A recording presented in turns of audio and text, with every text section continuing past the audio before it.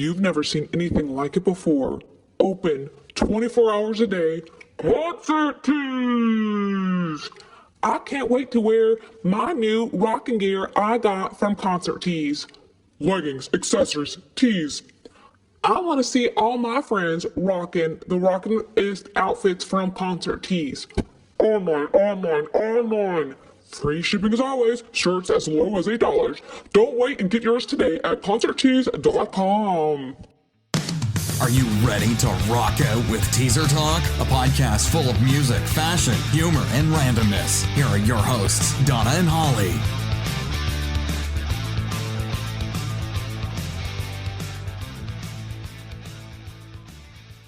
Hey everyone, hope you are having the most rad day ever. It's Holly and Donna here to drop the second podcast, and we couldn't be more excited. Right, as promised, we are bringing you an exclusive interview. We were able to sit with Jamey Jasta at the Warped Tour a few weeks ago, and we're really excited to share that with you. Yes, absolutely. So before we hop into the interview, we just wanted to kind of give you guys a couple of notes and behind-the-scenes commentary. So first and foremost, shout out to Jamey. He was a trooper. He met with us after we baked in the sun, 110-degree temperature for about 6 hours in places we didn't know we were going to sweat in. Eyeliner, or my eyeliner, was non-existent at this point, and I'm pretty sure we didn't smell the best. So shout out to him for actually taking the time and sitting down with us. So what would you say, Donna, what were you most impressed with by him? So he was just so down to earth. We are doing this interview, and, he answered all the questions we had, and he was totally into it. But as soon as we were done, he was really just ready to feed us some fudge that he got from a fan. And while we were setting up to interview him, we had a random fan come up. It was really cool to just watch how down to earth, and he said hi to him, and I honestly thought it was someone he knew, the way he communicated with them. And then when that fan walked away, he explained to us that he had things like that happen to him all the time. The way he handled it was just really down to earth and awesome. Yes, I thought it was somebody he had known too, because the guy had walked up and was like, "Hey man, like, you want to hang out?" Or I can't remember exactly what he was saying to him, but Jamey was just like, "Yeah, I think we're just about to do this interview or whatever," and just really nice and cordial. And I was like, "Okay, cool, it's somebody he knows." And then, like you had said, "Yeah, just a heads up that this was going to happen," because we actually had done this interview right behind their tour bus. So, again, kudos to him for not only meeting with us, but actually joining us in that heat after he'd already played in it, and sitting outside and speaking with him. That's why, just to give you guys a heads up, too, that the audio is going to be a little bit scrambled and might be a little bit hard to listen to, along with the wind, the sounds. There was a guy on this little miniature motorbike buzzing around every now and then, so it was pretty entertaining. But just to give you guys a heads up, audio quality of the interview. Donna, is there anything else you want to say before we get this played? I don't think so. Just be ready for an awesome interview, and there are more to come. So if you like it, make sure you tune in for our next podcast. Hey everyone, so I'm here with the one and only Jamey Jasta. So you have a lot of things going on, obviously with Hey Free, that you have Hey Where, the Jasta Show. And I just wanted to start this interview by voicing my admiration on how positive you are and how motivational you are, that vibe that you put out to the world. So it's interesting because, doing some research on you and finding out, growing up, where you grew up and where you come from, and I can speak from personal experience because I feel like I grew up on the other side of the tracks, if you will. And it's so easy to play victim and walk around with your victim glasses on.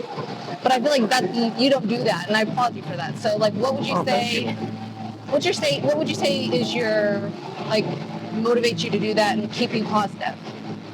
Oh, well, I'm from Connecticut. We're kind of smack dab in between New York and Boston. So not a lot of people make it out of Connecticut, in the entertainment world or the music world, or even to a certain extent in sports, or even in the corporate world. I didn't have anybody that laid a blueprint.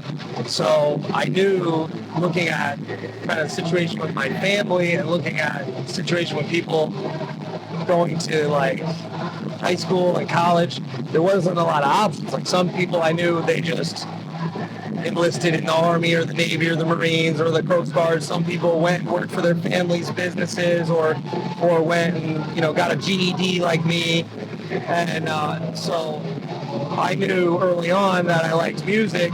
My mother was like, you can't practice in the garage. You can't you can't do this, you can't do that. And actually, now I'm very close with my mother and she feels bad about that. So I probably shouldn't even say that, but in a way, like she wasn't the only one that didn't believe in me. Bands I would wait outside to meet and give my demo to, like all these record labels that turned us down, they didn't believe in me, but I believed in myself, and I believed in the guys, no matter what the lineup was back then. I believed in our music and our message, and so it sounds cliche, but it has to start within yourself. Like if it feels like work and you don't want to do it, it might not be your passion. So, but like, if you find something that you're really like passionate about that doesn't feel like work, and you can make it profitable in your life, then you can have more options. You can reinvest in yourself, and you don't have to rely on anybody. Like that's the beauty of Hatebreed. We don't have to rely on any record labels or any trends. Like we've seen all the trends come and go, and we're still around. Yeah. And like this year was one of our biggest years. So not a lot of bands can say that like 23 years in. So we're just, I guess that's a motivational thing too, right? Because then once you achieve certain things, you don't want to be like complacent. Yeah, absolutely. And it's interesting too, because you think about like fads. I feel like, a lot of bands come out trying to be trendy, but if you stick to New York, I feel like you guys have the same sound and message and passion as you did back when. So like how many years have you been performing?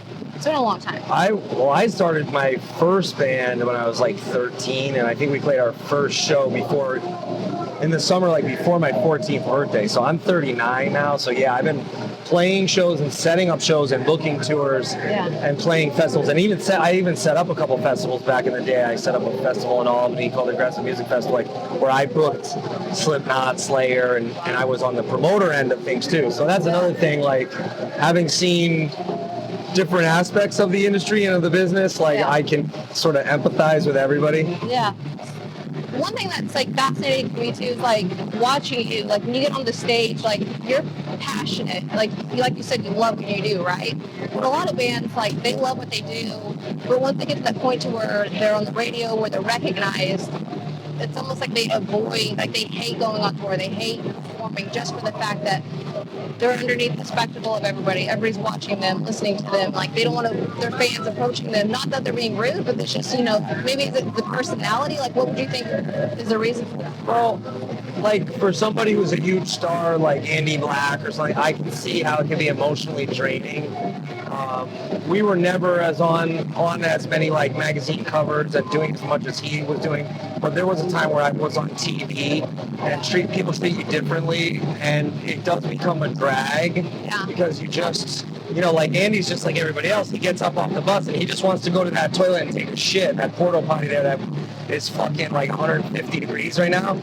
And he's got to talk to like 50 people from the bus to that fucking porta potty. And I remember that being like that in like on Ozfest, and like where even the local crew, like the local stagehand wants a picture, and then the security guy wants a picture, whatever. And so I feel for some of the bands, but we, like, I guess, I don't know, survived like the peaks and the valleys, where now if I'm going to take a shit and someone wants a picture, I'm like, yeah, why not? Well, and also say you're like very approachable too, right?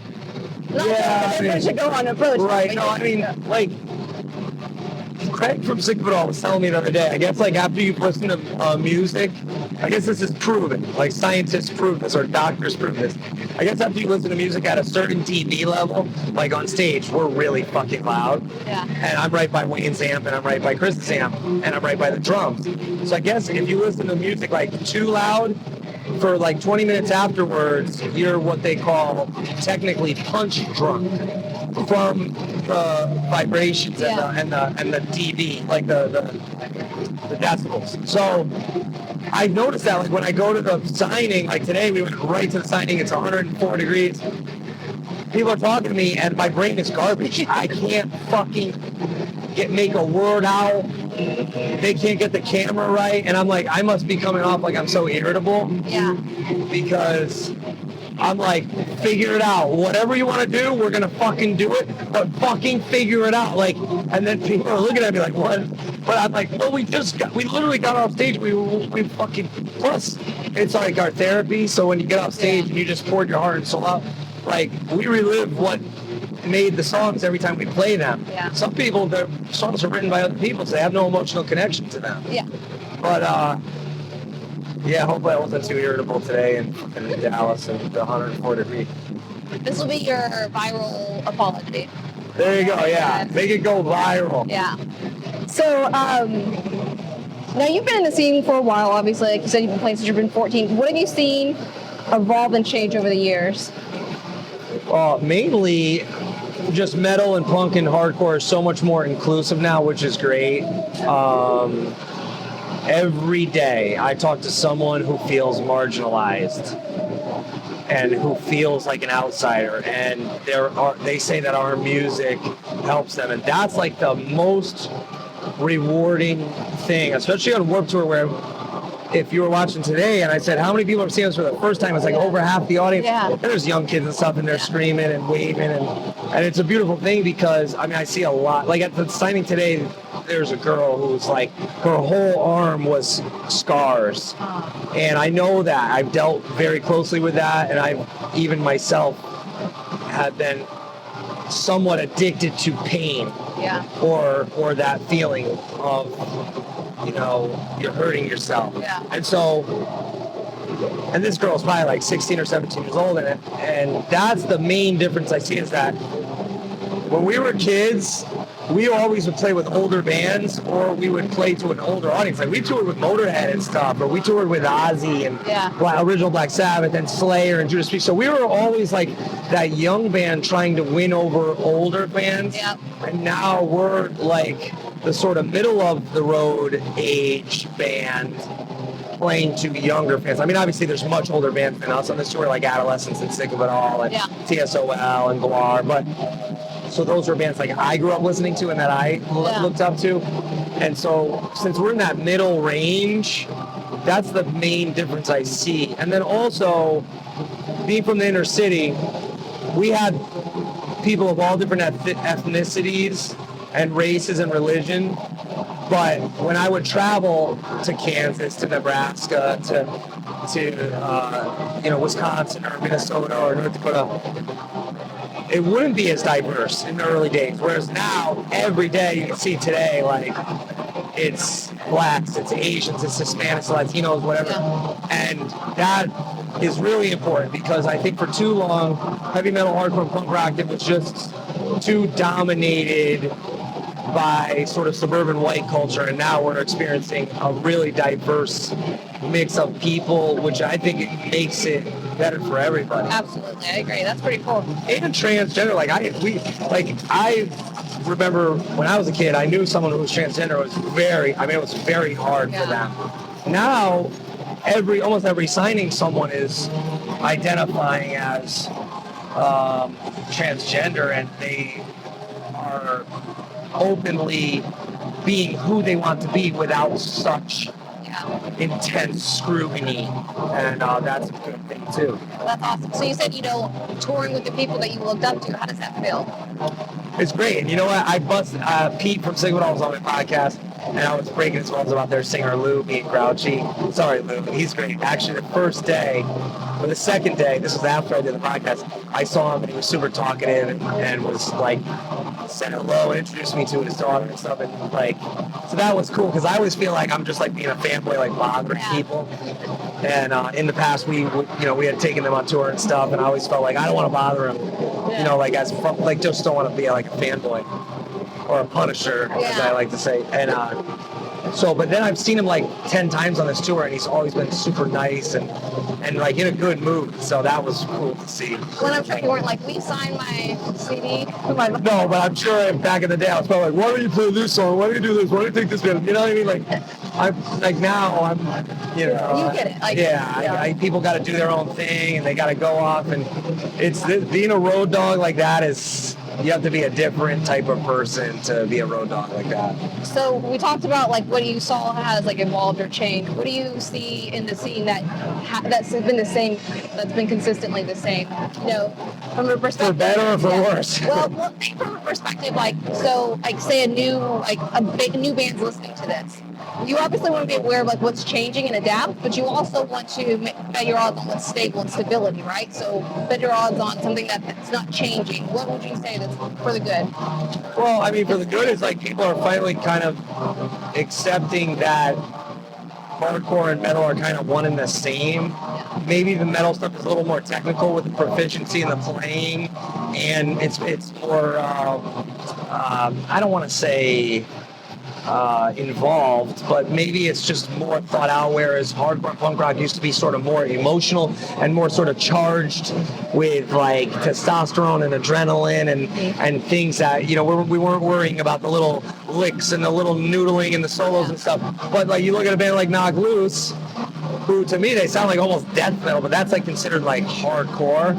And that's a great band with a very like really abrasive, like high-pitched sort of screamer, and they're reaching a lot of kids. So I think that's cool to see that it's the same in the sense where people are open to those more aggressive vocals, but just on a little bit of a bigger scale. Yeah. Like I think a band like that, if they had came out 10 years or 15 years ago, I don't know if people would have been as open to those types of vocals, which I like those vocals, but you know, that's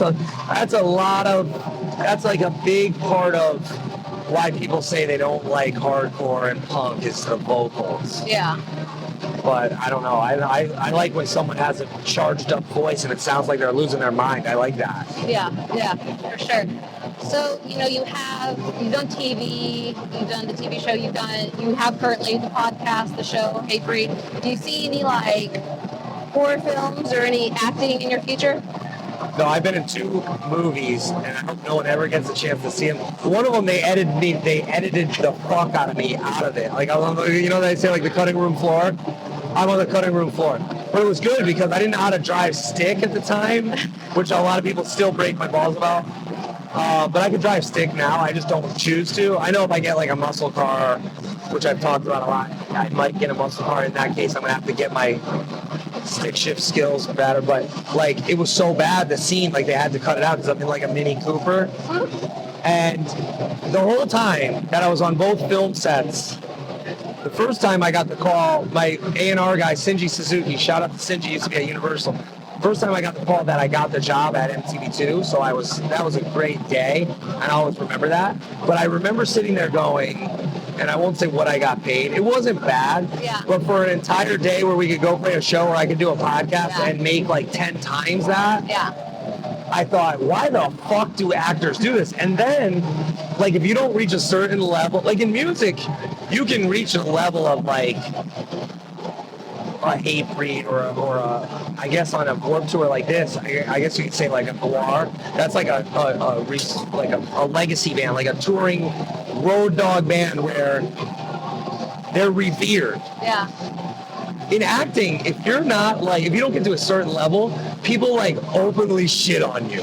Like, and I know they do that to musicians too, but not like legacy musicians who have survived.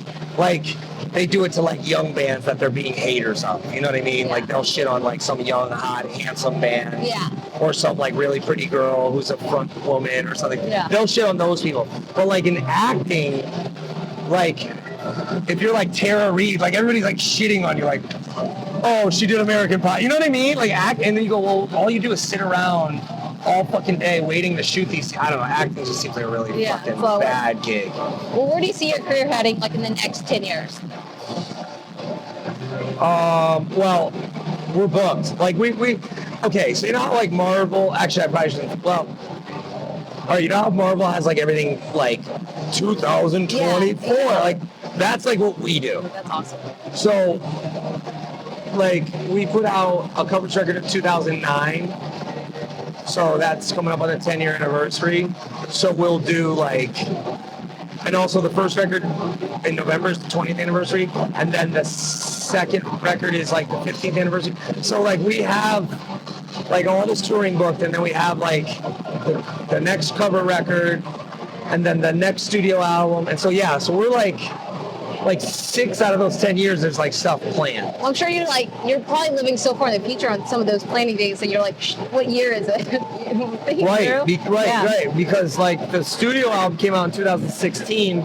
Ideally, I'd like to put out a studio album in 2018, but then we could do the covers record or the re-records or whatever. I don't know. We have a lot of options, but yeah, it's not all like completely mapped out, but it's like tentatively mapped out until like 2022 or something. That's awesome.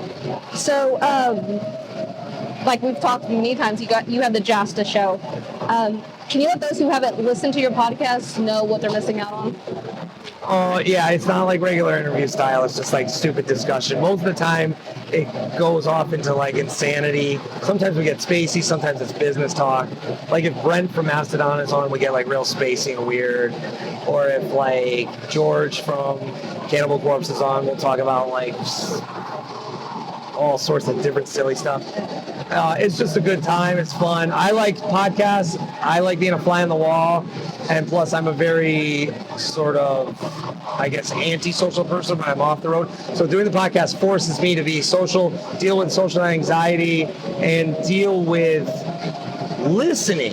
Yeah. Because in the early days, if you go back into like my archives, I would just be like, I have to get this thought out. Now I'm like, I want to hear their thoughts. So I guess it's like, it's everything in life is a push and pull, right? Yeah.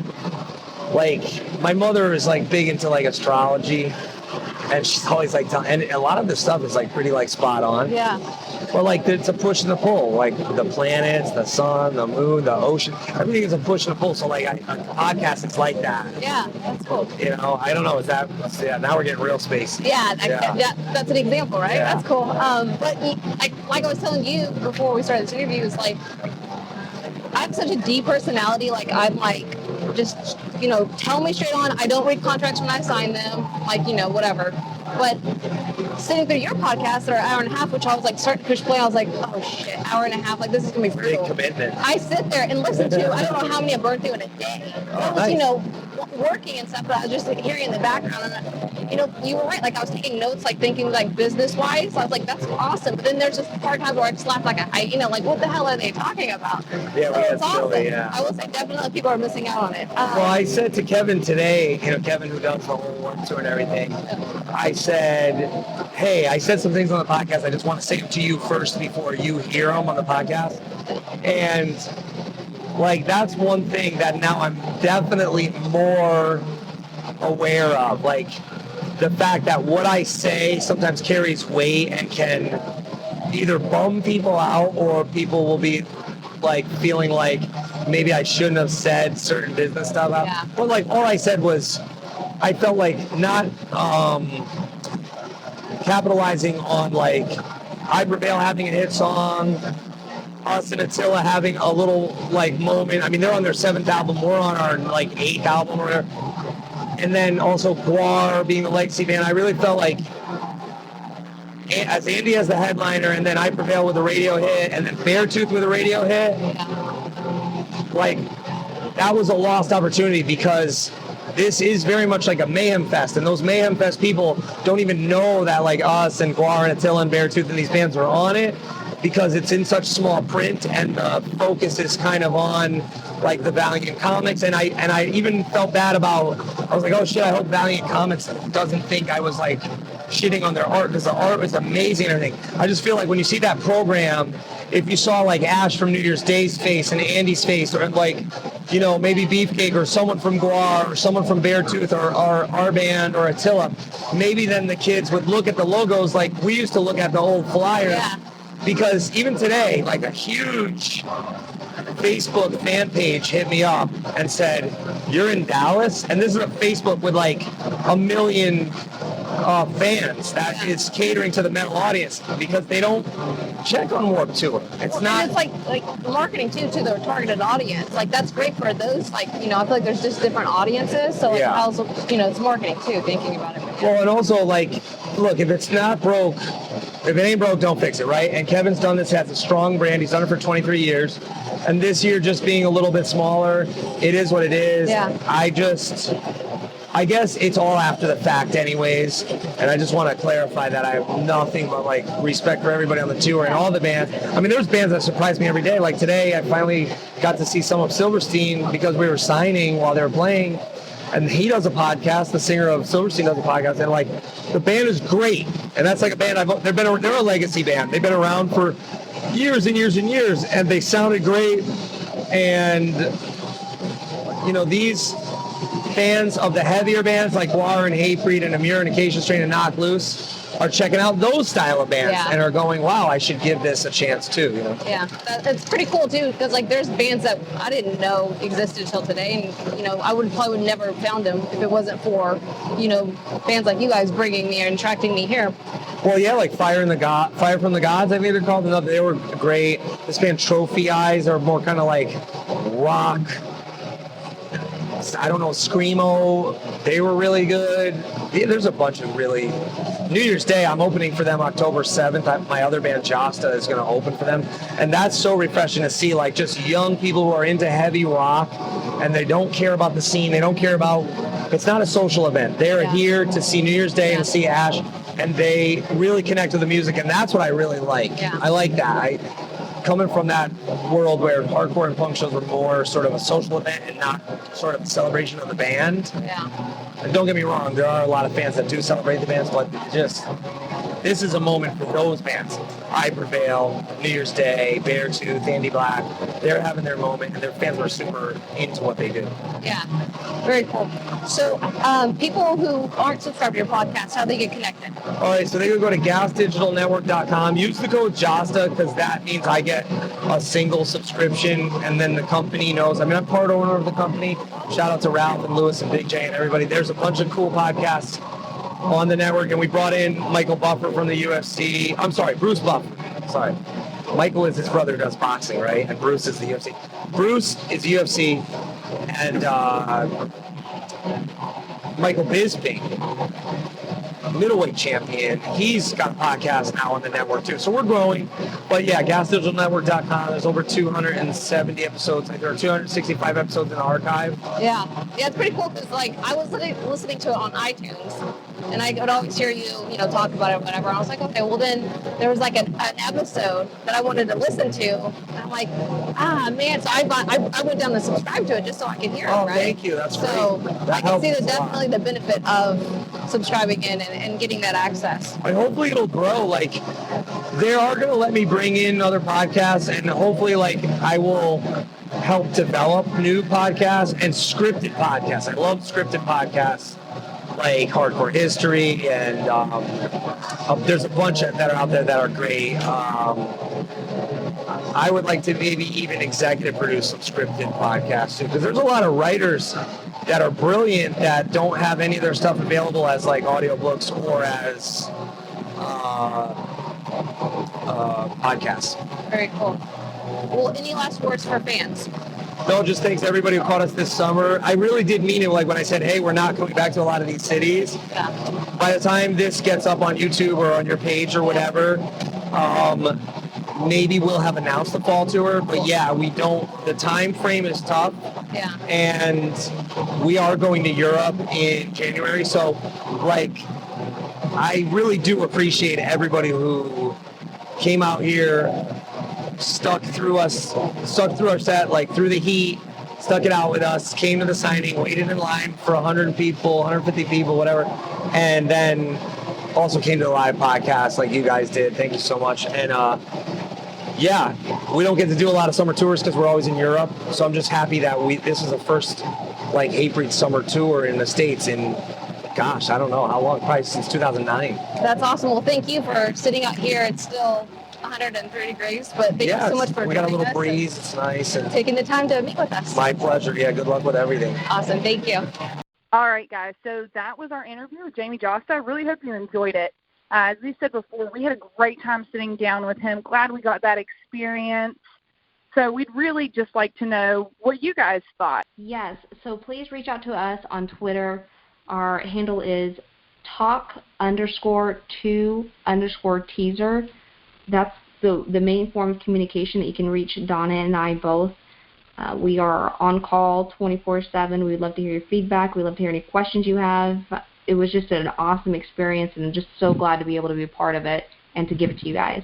So in closing, really, I just want to know, Holly, what about you? I want to know everybody's favorite part. What did Jamey say that spoke to you? I especially liked hearing about how he saw the fan who said that she'd gotten through so much listening to his music. I think that's a great thing. Just shows how down to earth he is and how much he cares about his fans. So tell us what you thought about that and what your favorite part of the interview was. You know, that's a great point. I love the fact that he was so humbled and just, whatever, easygoing with fans approaching him and everything like that.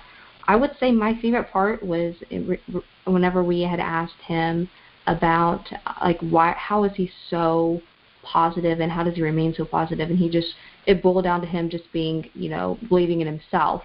So I think that was I was just like, dang, that's deep, that's awesome to hear. So I would say that was the most favorite part, for sure. Yeah, definitely. Awesome. Well, until next time, teasers, we will talk to you guys soon. Keep rocking.